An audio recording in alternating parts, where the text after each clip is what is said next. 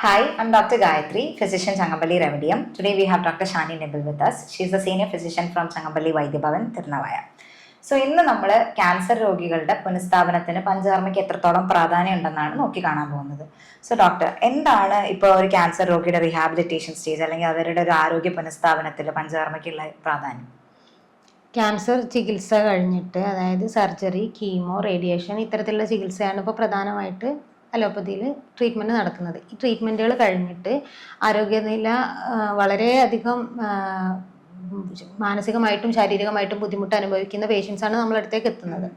അവർക്ക് ഈ ഒരു നിലയിൽ നിന്ന് മെച്ചപ്പെടുത്താൻ വേണ്ടിയിട്ട്, ആരോഗ്യനില മെച്ചപ്പെടുത്താൻ വേണ്ടിയിട്ട് നമുക്ക് പഞ്ചകർമ്മയെ നല്ല രീതിയിൽ ഉപയോഗിക്കാൻ പറ്റും.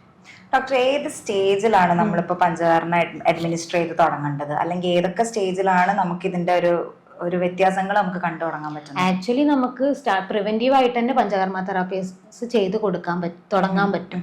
അതായത് വമനം വിരേചനം പോലുള്ള ചികിത്സകൾ കൃത്യമായി ചെയ്തു വരുമ്പോൾ ഡീടോക്സിഫിക്കേഷൻ നടക്കുകയാണ്, ശരീരത്തിൽ വിഷാംശം പുറന്തള്ളപ്പെടുകയാണ് ചെയ്യുന്നത്. അതൊരു പ്രിവെന്റീവ് ആയിട്ട് തന്നെ നമുക്ക് എടുക്കാൻ പറ്റും, സ്നേഹപാനം ചെയ്തിട്ടുള്ള വമനം വിരേചനങ്ങളൊക്കെ. പിന്നെ അതുകൂടാണ്ട് കീമോൻ്റെ കൂടെ ചെയ്യാൻ പറ്റും.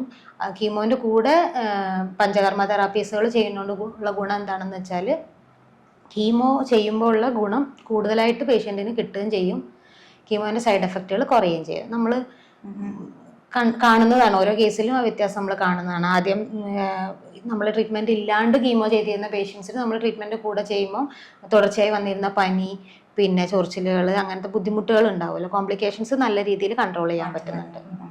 ഡോക്ടർ, ഏതൊക്കെ രീതിയിലാണ് നമുക്ക് ഇതിന്റെ ബെനിഫിറ്റ്സ് ഒന്ന് എടുത്തു കാണിക്കാൻ പറ്റുന്നത്? ബെനിഫിറ്റ്സ് എന്ന് വെച്ചാൽ, ഇപ്പോൾ പറഞ്ഞ പോലെ തന്നെ ശാരീരികമായിട്ടും മാനസികമായിട്ടും ഒരു തളർച്ച അനുഭവപ്പെടുന്ന സമയമാണ് ഈ റേഡിയേഷൻ, കീമോ, സർജറി കഴിഞ്ഞ് വന്നിട്ടുള്ളത് സമയം. ആ സമയത്ത് ഇത് പുനഃസ്ഥാപിക്കാൻ വേണ്ടിയിട്ട് നമുക്ക് അവരെ ശരീരത്തിലുള്ള വിഷാംശത്തിന് നമ്മൾ പുറന്തള്ളുന്നതോടുകൂടി അവയവങ്ങളുടെ ഒരു ശക്തി കൂട്ടുക എന്നുള്ളതാണ്. നമ്മൾ ഫങ്ഷൻ കറക്റ്റ് ചെയ്യുകയാണ് ചെയ്യുന്നത്.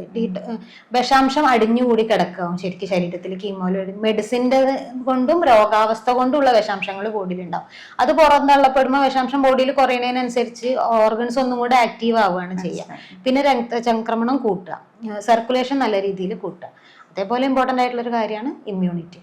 ഡോക്ടർ ഇപ്പൊ തുടക്കത്തിൽ തന്നെ പറഞ്ഞു, നമുക്ക് ആസ് സച്ച് പ്രിവെൻഷൻ എന്നുള്ളൊരു മെത്തേഡിൽ നമ്മൾ ക്യാൻസർ രോഗികളിൽ പഞ്ചകർമ്മ യൂസ് ചെയ്ത്, അതെ, അപ്പൊ റീഹാബിന് പുനഃസ്ഥാപനം എന്നുള്ള ഒരു രീതിയിൽ തന്നെ. അപ്പൊ നമുക്കൊരു ഇമ്മ്യൂണിറ്റി ഒരു ഉത്തേജിപ്പിക്കാൻ വേണ്ടിയിട്ട്, പ്രതിരോധ ശേഷി ഉത്തേജനത്തിനായിട്ട് നമുക്ക് എത്രത്തോളം ക്യാൻസർ രോഗികളിൽ ഈ പഞ്ചകർമ്മ രീതികൾ ഹെൽപ്പ് ചെയ്യുന്നുണ്ടാവും? വരുന്നതും പാലിയേറ്റീവ് കെയറിൽ ഒരു പേഷ്യന്റ് നമ്മളടുത്ത് വരുന്നതും തമ്മിൽ അവരുടെ ആരോഗ്യസ്ഥിതിയിൽ വളരെയധികം വ്യത്യാസങ്ങൾ ഉണ്ടാവും. അവർ ആരോഗ്യസ്ഥിതി കൺസിഡർ ചെയ്തിട്ട് മാത്രമേ നമുക്ക് ചികിത്സാ രീതികൾ ഓപ്റ്റ് ചെയ്യാൻ പറ്റുള്ളൂ. ഇപ്പൊ വമനം വിരേചനം ട്രീറ്റ്മെന്റുകളൊക്കെ കുറച്ച് ടഫായിട്ടുള്ള ട്രീറ്റ്മെന്റുകൾ തന്നെയാണല്ലോ. അപ്പോൾ അവർ ആരോഗ്യസ്ഥിതി നോക്കിയിട്ട് നമുക്കത് ചൂസ് ചെയ്യാൻ പറ്റുള്ളൂ.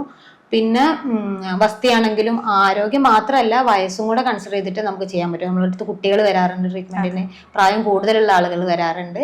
അപ്പോൾ ഇതൊക്കെ ഡോക്ടറെ യുക്തിക്ക് അനുസരിച്ച് നമുക്ക് ഓരോ ചികിത്സയും ഓരോ ആളുകളിൽ യൂസ് ചെയ്യണത് ഡോക്ടറെ യുക്തിക്ക് അനുസരിച്ച് തന്നെയാണ്. അപ്പൊ എനിക്ക് തോന്നുന്നു ക്യാൻസർ രോഗം എന്ന് പറയുന്ന ഒരു കാര്യം തന്നെ ആൾക്കാർ വളരെ ഭീതിയോടെ അപ്രോച്ച് ചെയ്യുന്ന ഒരു കാര്യം തന്നെയാണ്.